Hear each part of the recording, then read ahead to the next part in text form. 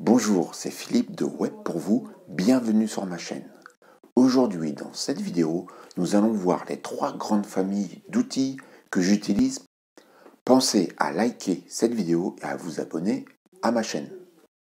La première famille d'outils que j'utilise, c'est vraiment le socle de mon blog. J'utilise premièrement WordPress. Donc c'est un gestionnaire de contenu ou CMS, donc qui est utilisé par 40 ou 50% des blogs qui existent sur la planète. Pour moi, c'est l'outil incontournable, même s'il est d'un abord pas évident au démarrage, mais très très vite, vous allez vous y faire. Le deuxième élément qui fait partie de cette famille de socles, c'est Divi. Divi, c'est quoi? C'est la vitrine de mon WordPress en quelque sorte. J'ai pris une licence à vie, donc j'ai payé une seule fois, donc peut-être que l'investissement au démarrage semble peut-être un peu important, surtout quand on est débutant, mais au final on est gagnant puisque cette licence à vie me permet d'avoir toutes les mises à jour de sécurité, toutes les améliorations. Je n'ai pas à repayer, je n'ai pas à payer un abonnement mensuel ou annuel. J'ai payé une fois pour toutes et je suis tranquille jusqu'à la fin de mon blog.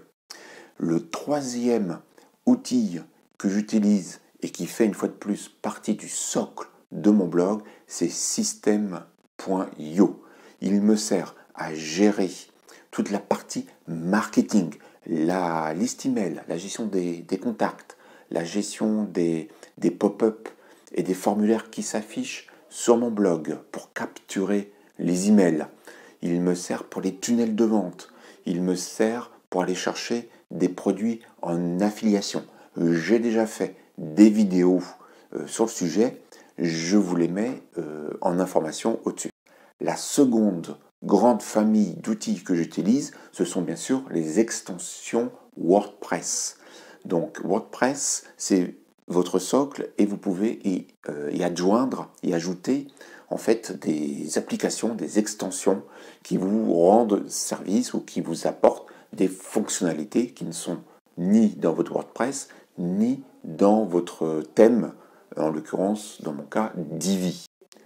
Ne mettez pas trop d'extensions parce que ça risque de ralentir votre blog quand vos visiteurs vont consulter vos articles. Donc il suffit de quelques extensions, attention à toutes les extensions dites gadgets, mais essentiellement vous allez avoir besoin d'un outil de SEO, de type pour le référencement, de type Yoast, c'est pas le seul, mais en version gratuite il est très très bien. Il vous faut un logiciel de sauvegarde. Il y en a des gratuits, il y en a des payants. Je ferai peut-être une vidéo spécifique dessus. Mais en tout cas, un logiciel pour sauvegarder les données de votre blog en cas de pépin, en cas de piratage ou je ne sais quoi. Vous sauvegardez soit sur Google Drive ou ailleurs, mais vous conservez comme ça l'intégralité du contenu de votre blog que vous pourrez donc réinstaller. Il vous faut également une extension qui va vous permettre d'éviter un anti-spam dans les commentaires. Si vous débloquez les commentaires sur vos articles, il faut faire attention, des robots pourraient y mettre n'importe quoi, des personnes pourraient y mettre n'importe quoi, donc il faut un anti-spam concernant les commentaires, cela me semble important. Il vous faut également, si ce n'est pas embarqué dans votre thème, une extension qui vous permette d'afficher des icônes de partage sur les réseaux sociaux pour vos articles.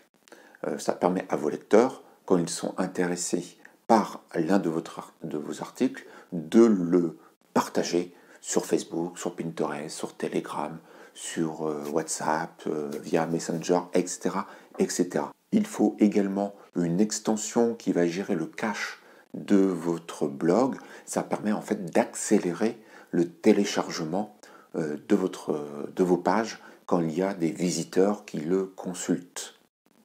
Enfin, la troisième grande famille nécessaire à votre activité de blogging.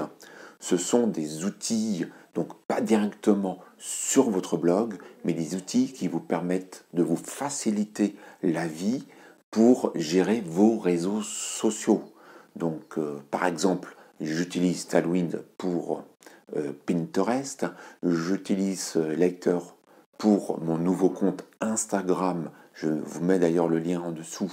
Je viens de l'ouvrir, mon compte Instagram web pour vous. Et voilà, vous avez un ensemble d'outils. J'utilise également Hootsuite pour Facebook, pour mes publications Facebook. Donc là, pour l'instant, j'ai des outils dédiés parce que je fonctionne à la fois sur des versions gratuites pour certains outils et pour d'autres sur des versions payantes.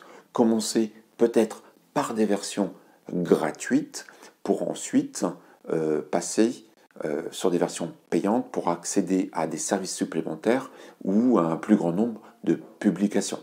Et j'utilise également Canva me permettant de faire mes visuels pour ces publications sur les réseaux sociaux. Donc voilà les 3 grandes familles que j'utilise pour mon blog. Donc WordPress, Divi et System.io, c'est vraiment le socle. Des extensions me permettant d'optimiser mon blog, donc des extensions WordPress.